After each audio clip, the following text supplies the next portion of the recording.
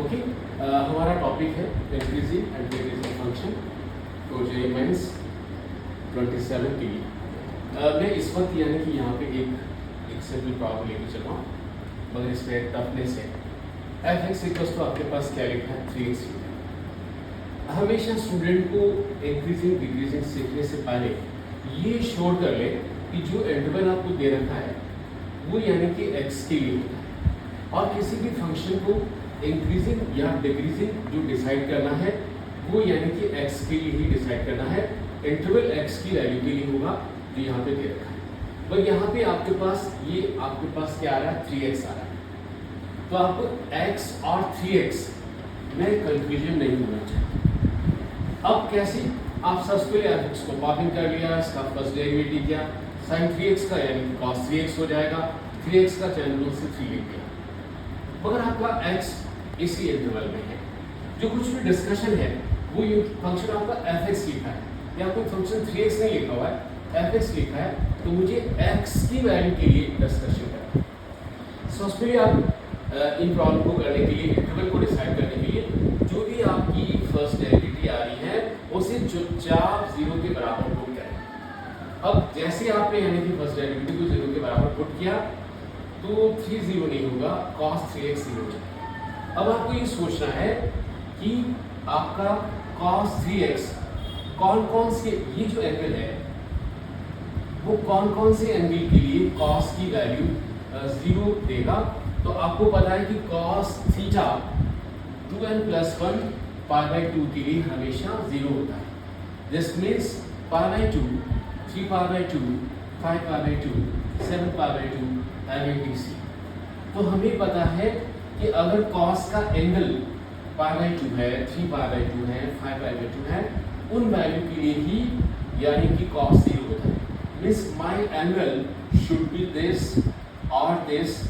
मगर मैंने ये एंगल क्यों नहीं लिया, क्योंकि हमारी शर्त ये है कि मुझे ये मेरा 3x है मगर मेरा x इसके बीच में होना चाहिए। तो यानी कि अगर x इसके बीच में है, यहाँ आपका 3x है, अगर मैं इसको 3 से मल्टीप्लाई करूँ तो यहाँ पे 0 और यहाँ पे 3π/2 आ जाएगा। तो ये होगा कि जो मुझे रेंज दे रखी जिसके लिए मुझे डिस्कस करना है उसके बाहर नहीं जा पाऊंगा, तो इसलिए मैंने 3π/2 भी ले लिया, क्योंकि इसे 3 से मल्टीप्लाई करने पर 3π/2 भी इसी रेंज के अंदर ही आएगा। मगर 5π/2 नहीं ले पाऊंगा, क्योंकि अगर वो लेता हूँ तो फिर यानी कि मैं इस इंटरवल के बाहर चला जाऊंगा। ओके, तो इसका पूरा ध्यान रखना है कि my x is this much, this is 3x, तो फिर आपका क्या होगा उन्हीं वैल्यू को आपको याद रखना है, ठीक है। अदरवाइज यहाँ पे बहुत सारी वैल्यू है जिनके लिए आपका cos 0 हो जाएगा और दिस गिवन है। ये बात आ गई। अब आपको निकालना है ये तो 3x निकाला, मगर x आपके पास क्या आ जाएगा, इसको 3 से डिवाइड करें, इसको भी 3 से करें, तो ये आ गया। इसी ये हो गया कि जो आपका इंटरवल दे रखा है वो पहले यानी कि आप ऐसा 0 से π/2 माना, पर इसमें π/6 और π/2 हमारे काम का नहीं, आपने क्रॉस कर दिया, क्योंकि इन दोनों वैल्यू पर आपका जो फर्स्ट डिफरेंशियल है वो 0 हो जाएगा, इसलिए ये दोनों वैल्यू आपके काम की थी। अब आपके पास ये जो इंटरवल आपको दे रखा है, ये इंटरवल अब 2 इंटरवल में डिवाइड हो गया। एक तो ये है जो 0 से π/6 है, और एक इंटरवल जो π/6 से π/2 है। अब इन दोनों इंटरवल के लिए हम डिस्कस करना चाहते हैं। तो अगर मेरा x, I am taking this interval and this is for x, जो पहली वैल्यू है वो x के लिए हमें बताया है। तो अगर 0 से π/6 है, मैं यहाँ पर मेरे इंटरवल में यहाँ पे ये क्लोज वैल्यू है 0 को ले रहा हूँ, क्योंकि 0 के लिए cos 0 की वैल्यू 1 होती है, तो एवरेज पॉजिटिव होगा, तो मुझे यहाँ पे क्लोज इंटरवल लेना है। ये वो पॉइंट नहीं है जिसके डेरिवेटिव 0 हो रही है, मगर π/6 पे ओपन लेना है, क्योंकि π/6 पे तो यानी कि आपका फर्स्ट डिफरेंशियल यानी कि 0 हो जाएगा, जैसे ये बता रखा है। इसलिए आपको π/6 को इंक्लूड नहीं करना, जहाँ पे फर्स्ट डेरिवेटिव 0 हो जाती है वो पॉइंट हमारे काम का नहीं है।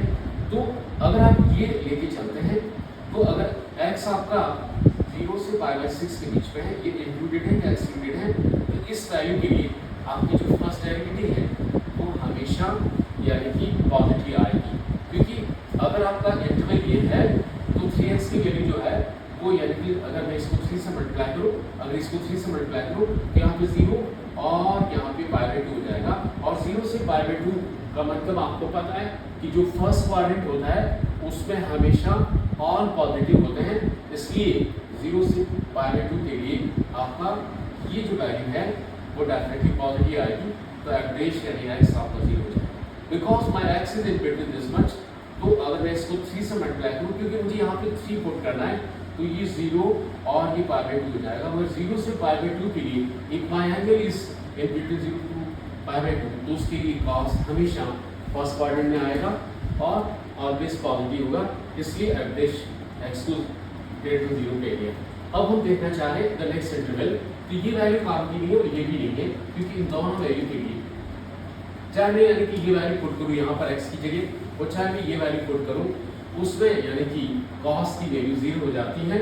इस कारण से ये दोनों वैल्यू को इंक्लूड नहीं करना है, इसलिए यहाँ पर कॉमन इंटरवल लगा है। पर हमें ये देखना चाह रहे हैं कि अगर आपका x इसके बीच में है तो 3x तो आप 3 से मल्टीप्लाई करें तो यहाँ पे यानी कि π/आपका 2 हो जाएगा और यहाँ पे 3π/2 हो जाएगा। तो π/2 का मतलब इस ये लाइन है π/2 की है, ये π/2 की है और ये आपकी 3π/2, तो मैं इसके बीच में रहूँगा, मेरी रेंज ये रहेगी। और ये आपका सेकंड क्वाड्रेंट है और ये आपका थर्ड है और ये आपका फोर्थ है। और हमें पता है कि आपका सेकंड और third sign of tan positive होते हैं, पर कॉस आपका यहाँ फंक्शन दे रखा है वो हमेशा नेगेटिव है, इसलिए आपने कह दिया कि एवरेज x की वैल्यू लेस देन 0 होगी। तो ये कह सकते हैं जब भी यानी कि आपकी जिस इंटरवल में फंक्शन की फर्स्ट डेरिवेटिव लेस देन 0 होती है तो एवरेज उसमें डिक्रीजिंग होता है। तो ये कह सकते हैं कि इस इंटरवल में एक फंक्शन डिक्रीजिंग है।